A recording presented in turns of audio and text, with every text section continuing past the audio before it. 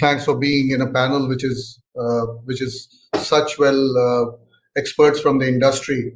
I think, yeah, same time last year. I actually remember this date. I was interestingly mentioning this to a friend of mine that I was just about to take a flight today, which was this date or around this date, to go out to meet some customer workshops.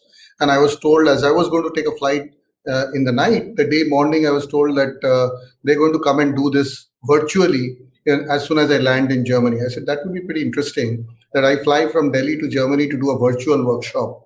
I might as well stay back home and do it.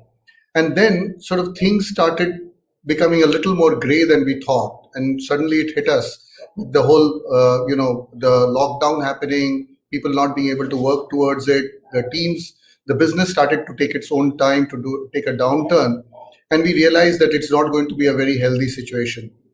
But lo and behold, I think one thing stuck. So your question to your answer to your question about what happened, I think what happened is exactly what we dreaded in one way, which is from our health perspective and so forth, which was the pandemic.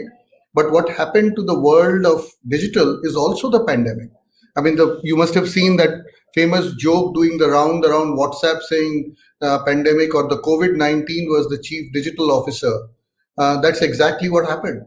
And that's where digital across broke the boundaries in three ways that I have been very constantly talking about: speed, scale, and scope. So everyone that was supposed to do things 3 years later started wanting to do it now. The Hmm. people that wanted to do things for a small part of the business now started to do it for all, because stuff that we started to see there, and what we the scope of it. For example, typically customer facing process we will do digital, ABC we will do digital. Now the whole supply chain, the whole aspect of business needs to move to digital. So the speed, scale, and scope happened.